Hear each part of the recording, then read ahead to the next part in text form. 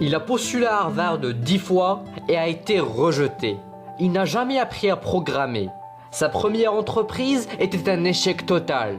Il leva des fonds de 60 000 $ pour créer sa deuxième entreprise qui, dans 10 ans plus tard, est valorisée à 153 milliards de dollars. Il est l'homme le plus riche de Chine. Aujourd'hui, on vous parle donc de Jack Ma, propriétaire de Alibaba Group, et voici ses 10 leçons de réussite.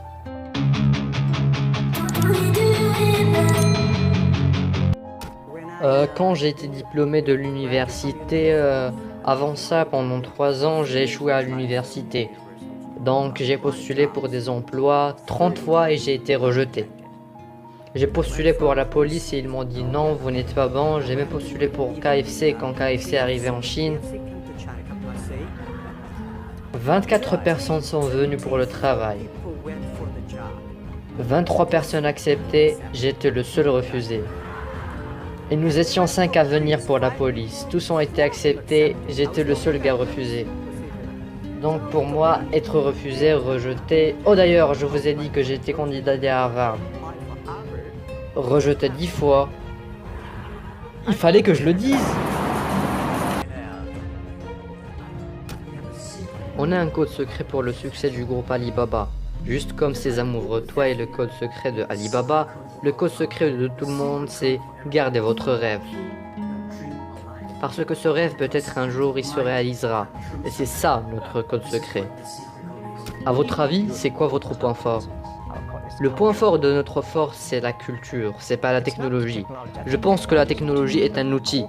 Le point fort de notre société, c'est qu'on a une croissance constante de 18 à 20 000 employés jeunes. On se focalise énormément sur la valeur, la mission, et que tout le monde travaille pour aider les autres, non pas pour gagner l'argent seulement.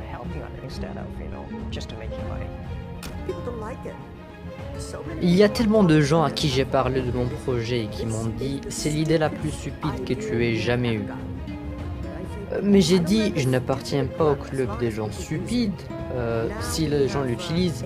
Maintenant nous avons 800 millions de personnes qui l'utilisent. Stupide ?» J'ai appris beaucoup de choses des films. J'ai appris comment faire des discours d'un film nommé The Bodyguard, Whitney Houston. Quand elle chante la chanson, je me suis dit, c'est ça la façon avec laquelle tu dois faire un discours. Et à l'époque, je ne savais pas faire des discours, puisque je ne suis pas un acteur. Mais quand j'ai vu le film, j'ai été étonné. Je me suis dit, waouh, si tu chantes avec ton cœur, naturellement. J'ai appris beaucoup de choses des films. J'ai appris aussi du film The Godfather, et mon film préféré c'est The Forrest Gump. Il y a beaucoup de choses à apprendre des films. On peut aussi parler des sentiments et de l'inspiration qu'on apprend des films. Quel genre d'idée de business t'as refusé? Je dis non à beaucoup d'idées parce que, autant que CEO, je dois dire non aux opportunités. Sinon, je vais probablement avoir 5000 opportunités par jour. Mais la décision d'accepter ou refuser repose sur la mission de rendre le business facile. Si c'est comme ça, on considère. À part cela, si quelqu'un vient chez moi et me dit que j'ai une idée et qu'il va nous faire de l'argent, je ne m'intéresse pas. Pourquoi t'as choisi le nom de Alibaba? Alibaba? Quand j'ai commencé, j'ai pensé que Internet est une chose mondiale, donc on doit choisir un nom mondial pour la société. Un nom intéressant. Pendant ce temps, Yahoo était le meilleur nom. J'avais pensé longtemps et soudainement. J'ai cru que Alibaba était un bon nom. Par coïncidence, j'étais pendant ce temps à San Francisco et je mangeais. Et une serveuse est venue et je lui ai demandé « Connais-tu quelque chose sur Alibaba ?» Elle a dit oui. Et je lui ai dit « Tu connais quoi sur Alibaba ?» Elle a dit « Sésame ouvre-toi. » Bien. Puis, je suis parti à la rue et je demandais de 10 à 20 personnes. Et ils savaient tous qui était Alibaba, et les 40 voleurs, et Sésame ouvre-toi. Et je me suis dit que c'est un bon nom, et c'est aussi un bon nom qui commence par A, et quoi que vous cherchez, le nom de Alibaba sera au sommet. On a une croyance différente de celle qu'il y a à Wall Street. On a le client numéro 1, l'employé numéro 2, et puis l'actionnaire en 3. Le client numéro 1, l'employé 2, et puis l'actionnaire numéro 3. Oui encore. C'est comme la religion pour moi, c'est le client qui paye l'argent, et c'est les employés qui innovent. Mais l'actionnaire, Mais l'actionnaire sont ceux qui souvent disent « on était actionnaire depuis le début ». Mais quand les crises arrivent, ils t'abandonnent direct. Mais le client reste et l'employé reste.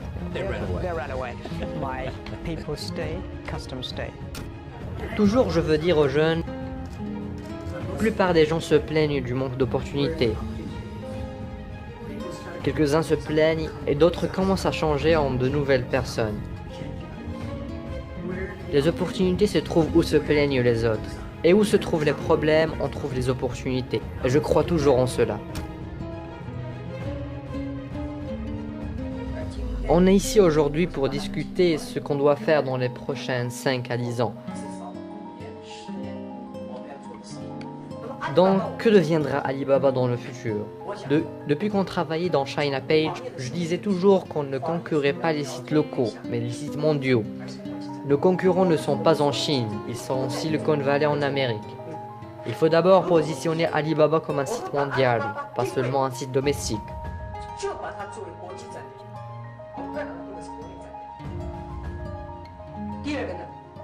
Deuxièmement, on doit apprendre l'esprit de travail dur de la Silicon Valley. Si on part travailler à 8 heures et on revient à 17 heures, elle ne sera pas une high-tech et Alibaba ne réussira jamais. Si on a la mentalité du travail de 8 à 17 heures, il faudrait mieux qu'on parte faire quelque chose d'autre. Les Américains sont forts en travail dur et l'organisation, mais dans les informations et la programmation, les cerveaux chinois sont du même niveau. Tous nos cerveaux sont aussi bons que les siens, et c'est pour cela qu'on ose les concurrencer.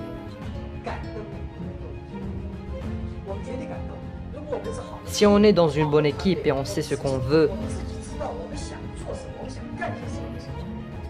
un de nous peut défaire 10 d'eux. On peut défaire les agences américaines et même les grandes entreprises grâce à notre esprit innovant. À part cela, quelle différence entre nous et eux? Tout le monde connaît que Internet est une bulle qui continue à gonfler de plus en plus. Mais quand elle va exploser? Les actions de Yahoo vont descendre, ceux d'eBay vont monter. Et peut-être, après eBay, les actions de Alibaba vont monter. Donc ne vous inquiétez pas, le rêve d'Internet ne va pas exploser. On devra payer un prix douloureux dans les prochains 3 à 5 ans. C'est la seule possibilité pour réussir.